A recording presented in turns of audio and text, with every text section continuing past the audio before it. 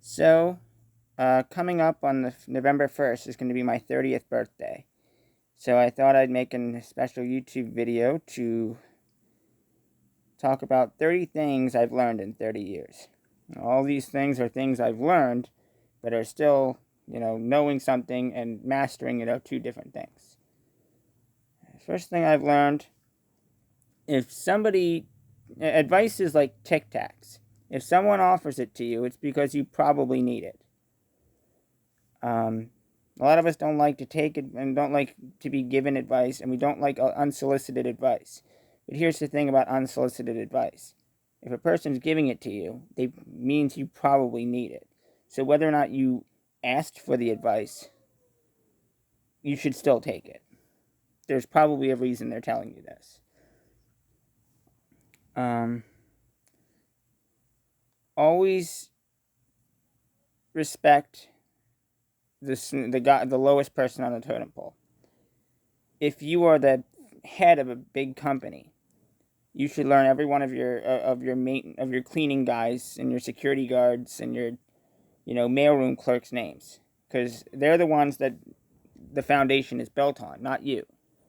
You can be replaced in 5 seconds, but if you got rid of those guys, the whole place would fall apart.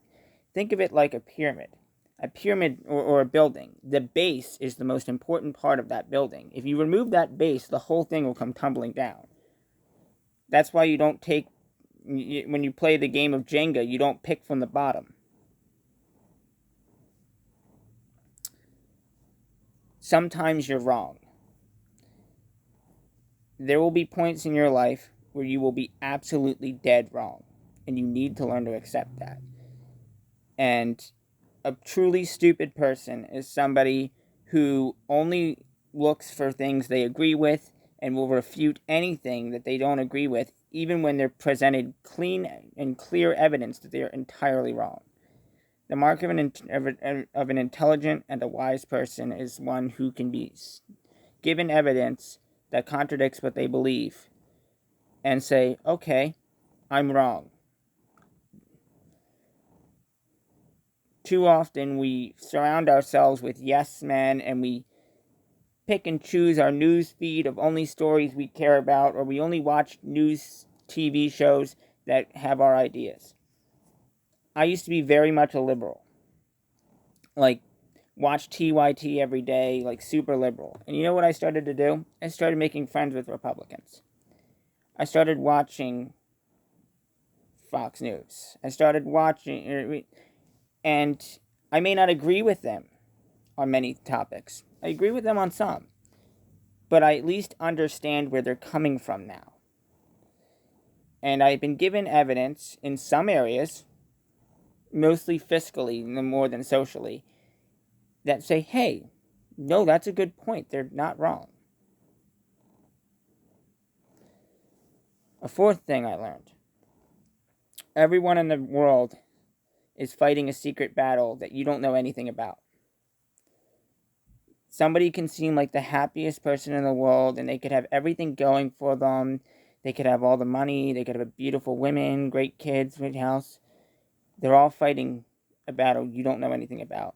For all you know, all of that could be built on airs, and the guy knows, or the girl knows, it could collapse at any moment. Sorry about that tick. Another thing I learned. Take your time. Especially if you're young. You don't have to do everything right now. You can wait a few years.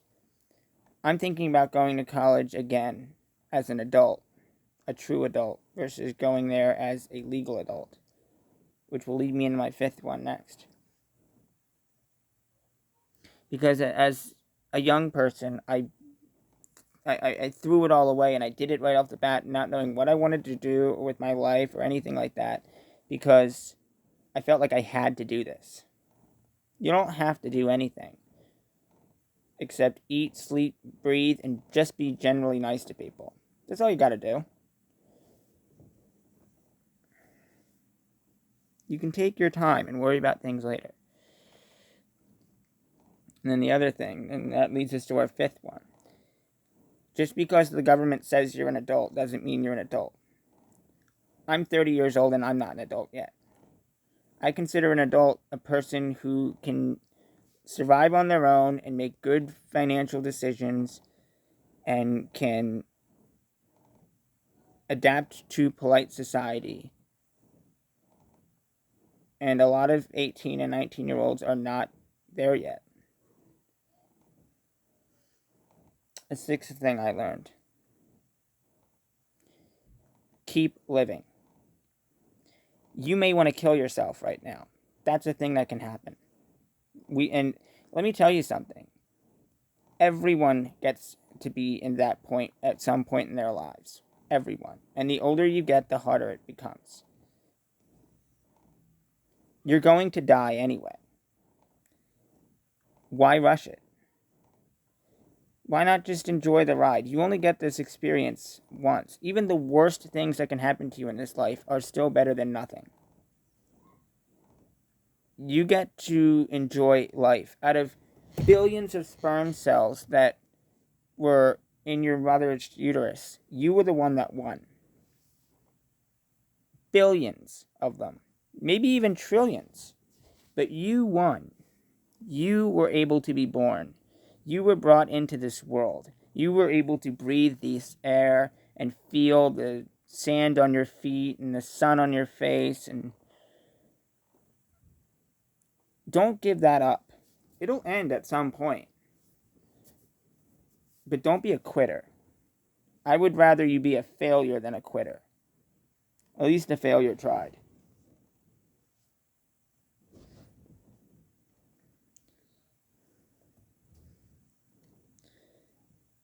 Another thing I learned. I think this is 7? No, 8. Life is like pro wrestling.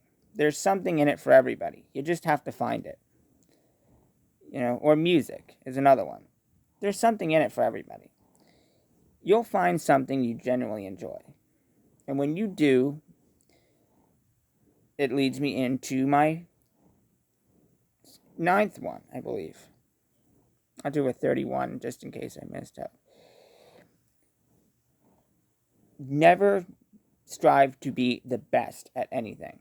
It's never worth the cost.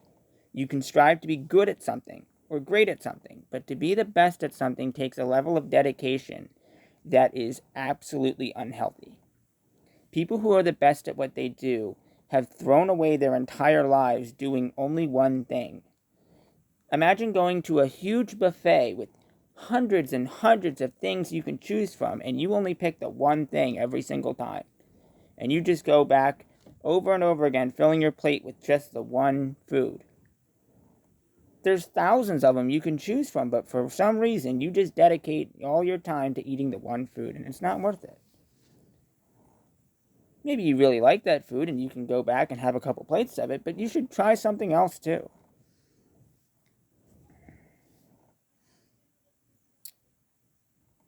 10. Relationships are hard. And 9 times out of 10 they'll fail. But again, doesn't mean you should give up. And that goes with any kind of relationship. You can go with family, friends, a romantic relationship, whatever. Statistically speaking, the first person you find that you like is a failure. It's not going to work. The first 3 people are probably not going to work, and the 4th one is most likely going to be the one that's going to stick. Hannah Fry is a famous mathematician from England, and she actually did this study. And the first 33% of people you find are going to end poorly. Here's the thing about it, though. That's knowledge. That's wisdom. When that relationship failed, if you're a wise person, it will not fail the same way again because you will not make that mistake again. If somebody is an abusive, if you run into somebody who becomes abusive, you now know the signs to look for. And if you don't, you've been living your life poorly. You should have gained wisdom and known better. 11. Be friends with older people. When people get older, they become lonely and sad, and a lot of their friends they've outlived them. They're dead, and they're still humans. I don't care if if you're 16 and somebody and there's a nice old man or old lady next door and she's in her 80s. Go over there and introduce yourself, and don't introduce yourself as this is just some old lady my mom told me to. Like, really be friend, like, try to make friends with them. Say, oh, I noticed your car outside. That looks fantastic. Or whatever. It gives them something. As when they're older, having a friend that's much younger than them. Like, I have a friend of mine, and I have friends of mine, and the one, he's 67. I have another one that's 99. And you should see how much more lively and active they are. They want to go out and have fun again. They want to go out and do things. And it's like a spark in their eye that they lost.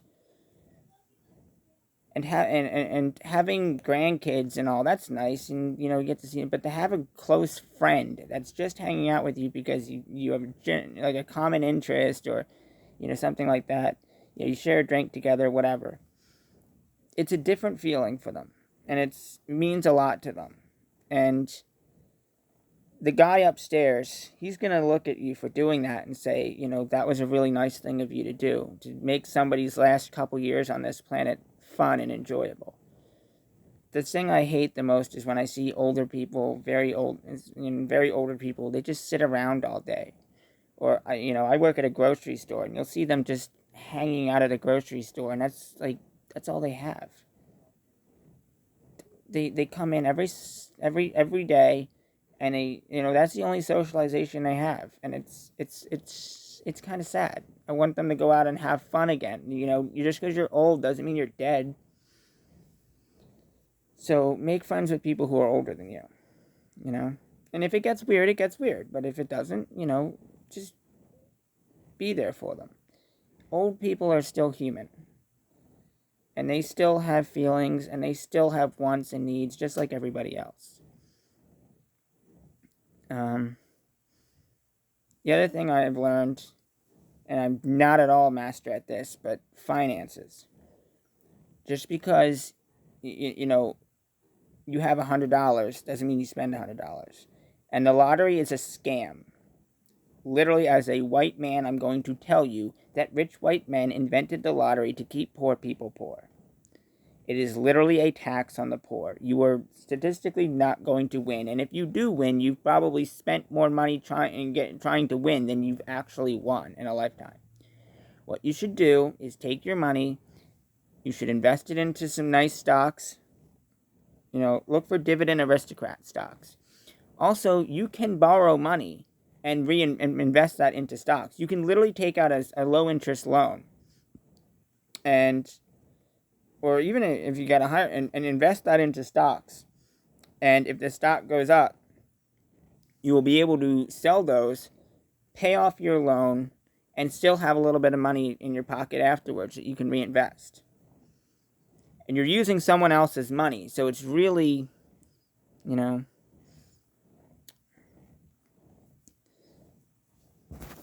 But that's something you should look at. Don't spend your money on lottery tickets. I'll tell you what. I've made over almost $900 in lottery tickets I find on the ground because people don't know how to read them. You'd be better off doing that, honestly, because you know what? I didn't lose anything. If they're not a winner, I didn't buy it.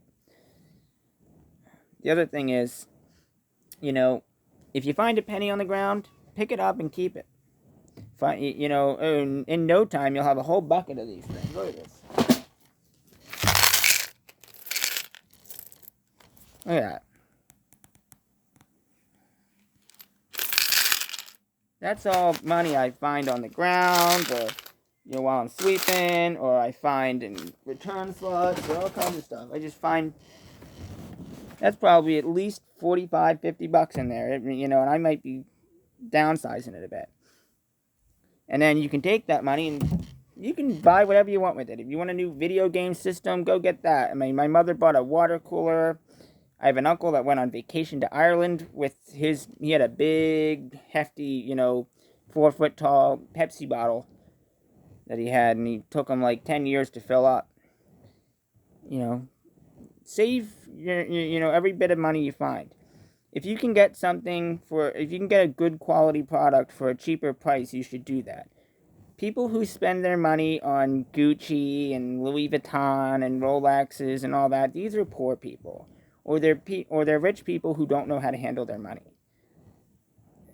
Get yourself a decent watch. Look, this is a watch I just got. It's a very nice watch, and it cost me $5. It's classy, it's nice, it tells time, it does what it needs to do. No, I have fancy watches too. I have your fancy watches too. But trust me, I didn't spend nearly as much as you think I spent on it. It's another thing. I think I'm at like 12 now. 12. Stereotypes are a waste of a lifetime. That thing's for men, that thing's for women, that thing's for gays, that thing's for straights. Black people do that, white people do bullshit. Just do whatever you want. Do what makes you happy. As long as you're not doing anything that adversely affects someone else, who cares? I like wearing makeup, and I'm actually really good at it. Like, I'm legit thinking about doing a makeup tutorial for one of these. I'm not putting the makeup on your face, so why does it bother you? And I'll tell you what, I've gotten a lot of compliments from women ever since I've started wearing makeup. And men too, to be honest with you. And you know what? I'm not offended. When if a gay guy comes up to me and he thinks I'm hot, like, I'll respectfully decline and be like, I don't swing that way, but I understand why you would think that. But I'm definitely going to take the compliment, and I'm going to roll with it. I had a guy the other day, he wanted to ask me out. I'm like, well, I don't swing that way, but I'm absolutely flattered that you would ask. But, that's the other thing. 13, take a compliment if you get one. And pass them around, too. The nice thing about compliments is they're free. You can use as many of them as you want. Make sure they're genuine, though, and make sure that they reflect the person and not the body. Although, I guarantee you, nobody's going to care if you say, oh, that ass, though, or whatever. They're going to take the compliment, but, throw out some genuine compliments once in a while, and you'd be amazed at how much of an impact that has in the world. You compliment somebody here, and don't catcall them or anything like that, but, say, wow, oh man, your makeup looks fantastic today. And, that's going to make him or her feel so much better. And they're going to go out and they're going to compliment somebody else. And it's going to create a domino effect. And it has such an impact on this world. We need to spend more of that. 13. Everything is good in moderation. If you want to have a drink or two, that's fine. It's when you have 7 that it becomes a problem. The hard drugs are probably the only exception to this. A little bit of meth is still pretty bad. You should do that. But, if you're really good say you're really good at football, and you practice football all day long and everything, that's too much. But you know what? A little bit of practice, an hour or 2 a day is great. And you're still going to be just as good. As long as you keep a little bit, exercise. Exercise is fantastic, but you can overdo it. Everything is good in moderation. You can have a McDonald's cheeseburger once a week and it's not going to kill you. If you live off them, it will kill you. 14. Just because you can do or say something doesn't mean you should. I can do or say a lot of things, and that doesn't mean that I absolutely should. It takes a wise man to know it takes a smart man to know he can do something. It takes a very wise man to know whether or not he should. And I'm going to end this here, and I'm going to do a part 2 later on, and on my birthday. Thank you very much, and happy Halloween.